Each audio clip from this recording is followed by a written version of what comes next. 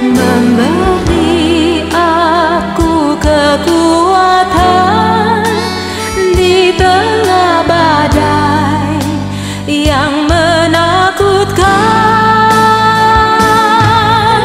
sampai memutih rambutku, kau putuskan aku menutup usiaku.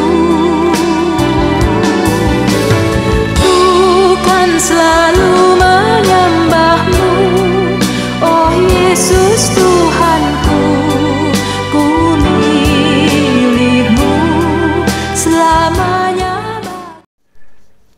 Selamat berjumpa Opa Oma, Bapak Ibu, dimanapun Anda berada.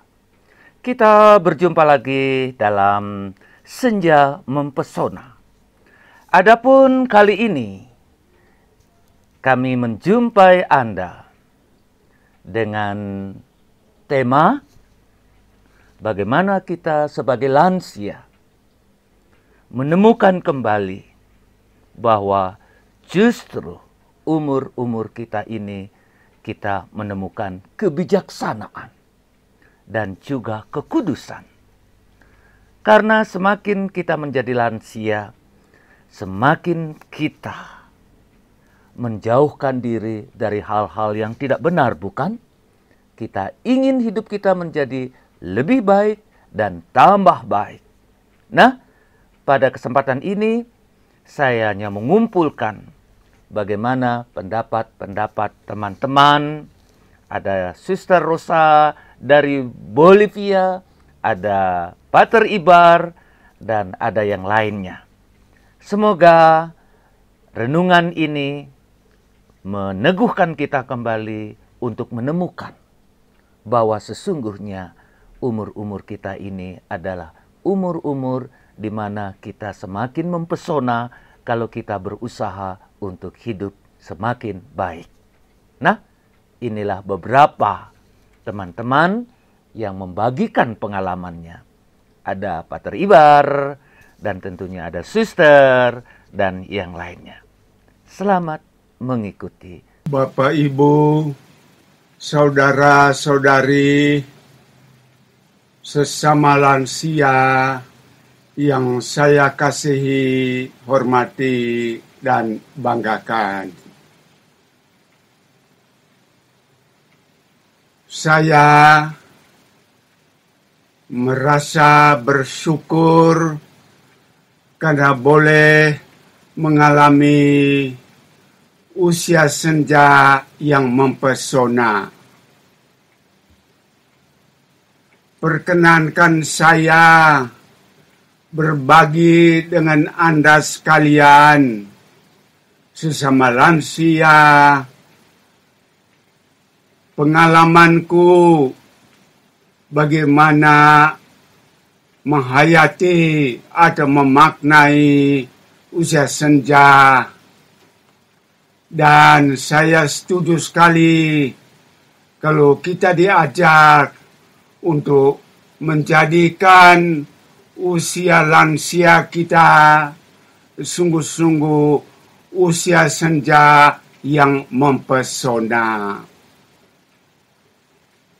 Dengan tulus hati saya bersyukur kepada Tuhan Yesus yang telah mengutus saya ke komunitas Domus Orationis Batu Malang.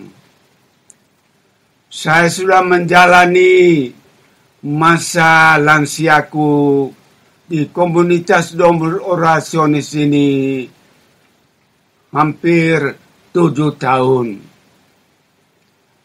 Awalnya saya ragu-ragu dan bertanya apa yang saya bisa buat di Domus Orationis Batu Malang.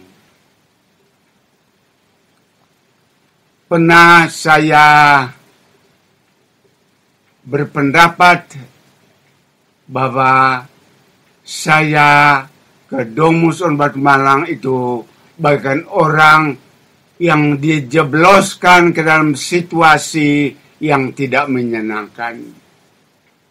tetapi ternyata tidak.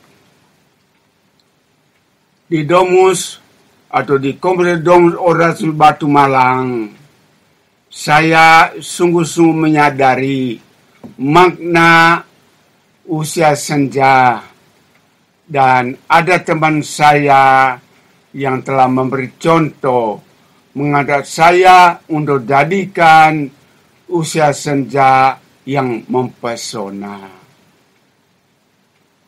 Bapak, Ibu, saudara-saudari, sesama lansia yang saya kasihi,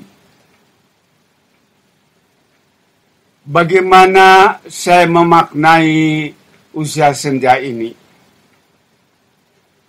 Tidak pertama-tama saya secara fisik itu rambutku sudah banyak yang putih-putih dan cara jalanku juga mulai tertatih. Dan bisa saja orang berpendapat itulah sebenarnya tanda-tanda usia senja. Mungkin itu benar, tapi yang sungguh tepat, yang benar ialah bagaimana kita melihat usia senja. Tahap penting dalam kehidupan kita menuju pintu yang telah disiapkan oleh Yesus Kristus untuk akhirnya melanjutkan kehidupan di dunia ini dan kehidupan penuh bahagia di surga. Rambutku memang memutih dan pernah saya itu bersikap abnormal. Saya minta seorang ibu menghitamkan rambut saya supaya kelihatannya ya seperti muda kembali. Tetapi saya merasa diri itu saya berada dalam situasi normal. Dan ada teman-teman yang menertawakan saya. Nah, saudara-saudari sesama lansia yang saya banggakan. Benar kalau kebijaksanaan itu nampak dalam sikap fisik, tetapi terlebih dalam sikap rohani. Karena itu saya tidak mau hanya menampakkan itu kondisi fisik sebagai seorang lansia yang rambut sudah putih, tetapi saya ingin menampakkan itu spiritualitas lansia senja yang mempesona, yaitu membangun relasi intens dengan Yesus, Juru Selamat sejati, yang mengutus saya menjadi misionaris di Komunitas Domus Orasi Batu Malang. Untuk itu, bersama dengan teman-temanku, saya membangun relasi intens dengan Yesus, lewat itu menjadikan Komunitas Domus Orationis. Tiap hari kami membangun relasi dengan Yesus dalam adorasi di depan sakramen kudus. Dan tekad saya dan teman-temanku untuk membangun relasi dengan sesama lansia, berdoa untuk sesama lansia, berdoa untuk siapa saja, supaya selalu menjadikan diri khusus usia lansia kita luar lansia yang lansia senja yang mempesona. Saudara-saudariku sesama lansia, demikianlah itu sharing saya dalam mengisi hari-hari lansia senja di Kompleks Orasi Batu Malang. Selamat berjumpa, selamat menjalankan tugas. Mari kita saling mendukung, meneguhkan dalam doa. temanya menarik memang, soal uban, soal rambut pemutih, Rambut suster kan soal putih toh. semangat yang tidak berubah atau gitulah yang.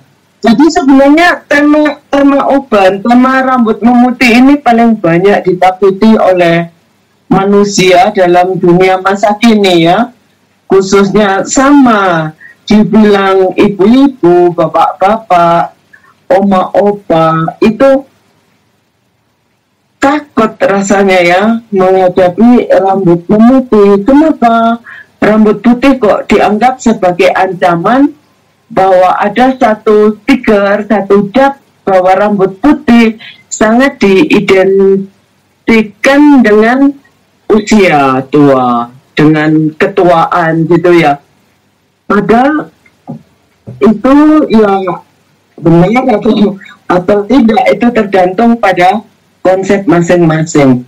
Nah, pengalaman saya ketika melewati sedikit 50-an gitu ya, sebelum 55 ya mungkin rambut putih mulai justru yang di Jepang ini, di daerah poninya, di daerah apa ngarep itu ya, itu mulai tumbuh uban. Laku heran reaksi orang-orang, aduh rek tua rek maewitan rambutnya wis wanen gitu. Loh kok bopo rambutnya putih gak berarti semangatnya tua aku gitu, jenenge wong Malang ya. Terus gini, ada dua hal bagi saya sebagai perempuan di usia transisi itu memang tidak mengganggu bagi saya ya, ketika ini cahaya keputihan di rambut saya itu kok aku lihat juga tahu wajahku juga tetap berseri gitu. Dan waktu itu belum menopause itu masih jauh rasanya, jadi rambut putihnya tumbuh dulu, menopausenya belum memberi tanda-tanda gitu. Nah, apa yang terjadi dengan saya ketika rambutku makin memutih, justru yang di bagian depannya itu beberapa teman tuh bilang, Ros, nggak di semir aja, ganti warna gitu, ngapain? Lalu untuk apa gitu? Justru ini yang saya nanti dalam hidup saya tuh saya menanti bahwa ini benar-benar suatu simbol kebijaksanaan gitu. Dan itu memang ya ketenanganku nyaman gitu rasanya.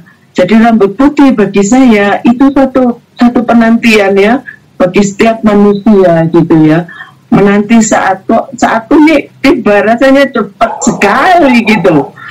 Dengan jiwa kemudaan saya, dunia saya ini kan dunia mahasiswa gitu. Jadi kalau sudah mulai dansa, sudah mulai goyang, sudah mulai hiking, seluruhnya itu nggak menandakan bahwa rambut putih ini adalah tanda ketuaan bagi saya gitu. Lalu saat ini saya merasa happy gitu. Setiap kali orang tanya nggak disemir, orang-orang itu rambutnya hitam malah disemir putih. Aku nggak usah nyemir, rambutku sudah jadi abu-abu sendiri. Dan ini kan rayos dia bilang, jadi kayak sinar gitu ya. Orang dicat putih, aku nggak usah ngecat putih, ini secara alami. Jadi sahabat-sahabatku, bahagia gitu rasanya ya, ketika hidup ini diterima apa adanya, karena suatu saat setiap orang akan sampai pada perubahan itu. Jadi aku mengalami perubahan justru ketika rambutku mulai memutih, perubahan hidup saya, perubahan afeksi, perubahan diriku tuh terasa sekali bahwa hidupku ini makin mendalam ya. Cara memandang sesuatu berubah, cara berpola, cara berrelasi itu juga berubah ya, karena dipanggil eyang, dipanggil oma, bahkan di rumah kan aku sudah dipanggil Mbah Buyut. Jadi cucunya ponakanku itu sudah 2, di rumah aku dipanggil Mbah Buyut. Waduh rek, sampai lali aku cek pentali tante arek, tapi dipanggil Mbah Buyut. Apa tanda panggilan itu ya? Jadi bagi saya syukuri ini suatu perubahan yang memang harusnya dinantikan oleh setiap insan gitu, akan sampai pada itu. Rambut putih bukan berarti tanda kemunduran kita, tapi justru tanda kedalaman. Rambut putih adalah tanda kedalaman hidup gitu. Saya bersyukur, saya sangat-sangat bersyukur bahwa mengalami perubahan ini secara alami gitu ya. Senyumku juga banyak orang bilang, aku juga seneng delok Rosa lek kadung mesem lek kadung guyu, wah gak terbahak-bahak gitu ya, suara mbek rambutnya iki gak podo. jadi gitulah, marilah oma opa gitu ya Patar, untuk undangan merefleksikan memutihnya rambut ini. Saya kira sangat indah bagi saya, ini anugerah ya. Terima kasih. Dan akhirnya kami menyampaikan banyak terima kasih untuk teman-teman yang berpartisipasi dalam Senja Mempesona ini. Semoga pengalaman-pengalaman ini menjadi dorongan bagi kita untuk bertumbuh semakin bijaksana dan semakin kudus. Nah Bapak Ibu, terima kasih semuanya. Tuhan memberkati Anda semua. Saya Romo Agus Inyoman Murtike, SVD, dari Domus Orationis Batu, Malang. Sampai jumpa di kesempatan kali berikut. Terima kasih. Ku kan selalu menyembahmu, oh Yesus Tuhan.